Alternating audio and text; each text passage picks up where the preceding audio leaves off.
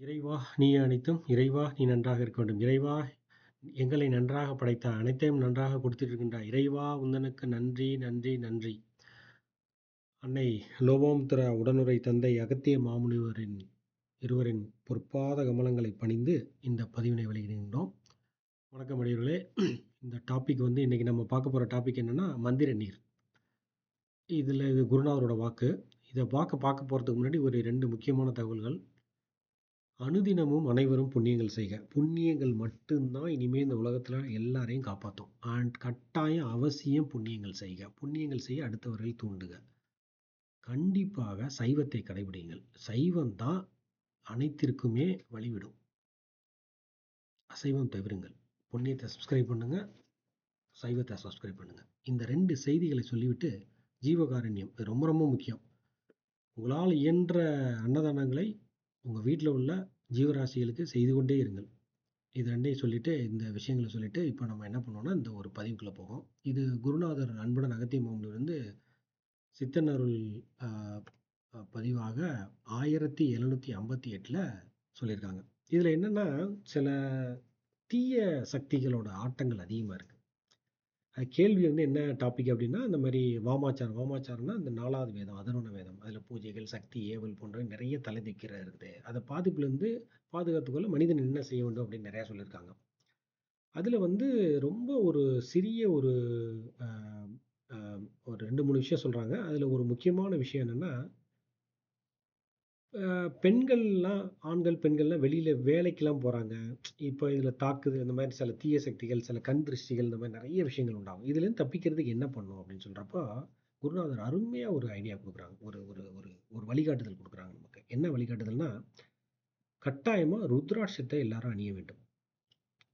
அந்த குருநாதரோட வாக்கு இங்கே பார்த்துருவோம். இதற்காக தான் சற்று முன்னரே ருத்ராட்சத்தை அணிய வேண்டும் என்று கூறினேன். ஒரு ருத்ராட்சத்தை கழுத்தில் அணிய வேண்டும்.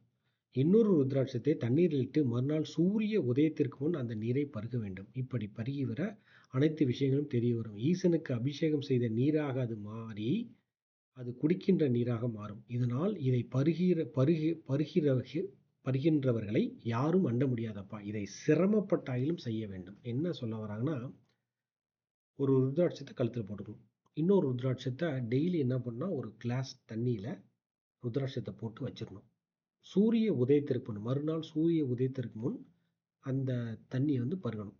இப்போ பருகிறப்ப என்ன நடக்கும் அப்படின்னா அது ஈசனுக்கே அபிஷேகம் பண்ண நீராக அது மாறிடும். அதாவது ருத்ராட்சத்துக்கு உண்மையான ருத்ராட்சத்துக்கு என்னன்னா பிரபஞ்சத்தோட சக்திகள், இறைவனோட சக்திகளை ஈர்க்கக்கூடிய வலிமை உண்டு.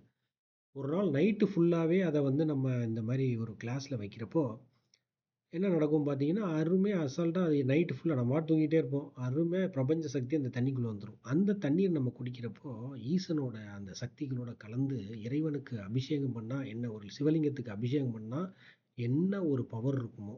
இப்போ ஜோதிர்லிங்கங்கள் 12 ஜோதிர்லிங்கங்கள், அந்த மாதிரி முக்கியமான அண்ணாமலையார், இந்த மாதிரி பஞ்சபூத ஸ்தலங்கள், இதிலெல்லாம் அபிஷேகம் பண்ணுறப்போ அந்த என்ன குடிநீராக இருக்குமோ அந்த அளவுக்கு பவராக இருக்கும். இப்படிப்பட்ட குடிநீர் உள்ள உடம்புக்குள்ளே போகிறப்போ என்ன தீய சக்தி அண்டிட முடியும்? தீய சக்தி யாரையும் அண்ட முடியாது இல்லையா? இது எல்லாரும் எளிதாக பயன்படுத்தலாம். மிக மிக எளிதாக இதை பயன்படுத்தக்கூடிய ஒரு விஷயம் அது. இதை ரொம்ப ஈஸியாக பண்ணிடலாம். இன்றைக்கே நீங்கள் பண்ணிடலாம்.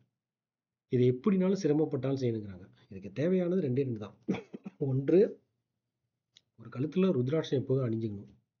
இன்னொன்று, ஒரு ருத்ராட்சத்தை எடுத்துங்க, அந்த ருத்ராட்சத்தை டெய்லி தண்ணியில் போடுங்க, அந்த தண்ணியை குடிங்க. மறுநாள் அதே ருத்ராட்சத்தை திருப்பி திருப்பி நீரில் போட்டே யூஸ் பண்ணிக்கிட்டே இருக்கலாம். ஒரே ருத்ராட்சத்தை யூஸ் பண்ணலாம். ஒரு ருத்ராட்சம் கழுத்தில் இருக்க போகுது. இப்படி பண்ண உங்களுக்கு எந்த விதமான கெட்ட சக்திகள் எதுவுமே வராது. இறைவனோட இறை சக்திகள் உடம்புல கூற ஆரம்பிக்கும். இது பல்வேறு விதமான அதிசயங்களை உங்களுக்குள் உண்டு பண்ணும். இதை கண்டிப்பாக ட்ரை பண்ணி பாருங்க. இது குருநாதர் சொன்னது. இந்த விஷயங்கள் எல்லாத்தையும் டிஸ்கிரிப்ஷனில் கொடுக்குறோம். அங்கே போய் அந்த லிங்கில் போய் நீங்கள் பார்த்துக்கலாம் என்ன ஏதுன்னு. மீண்டும் ஒரு நல்ல பதிவில் சந்திப்போம். அனுதினமும் அனைவரும் அவசியம் புண்ணியங்கள் செய்க. உங்களால் இயன்ற உதவிகளை ஜீவராசிகள் செய்க. பிறர் மனம் மகிழ்ந்தாலே உங்களுக்கு அனைத்தும் தானாகவே நடந்துவிடும். சைவத்தை அவசியம் கடைபிடிங்கள். ஓம் அன்னை லோபாமுத்ரா உடனுறை தந்தை அகத்திய மாமுனிவர் திருவடிகள் சமர்ப்பணம். சர்வம் சிவார்ப்பணம்.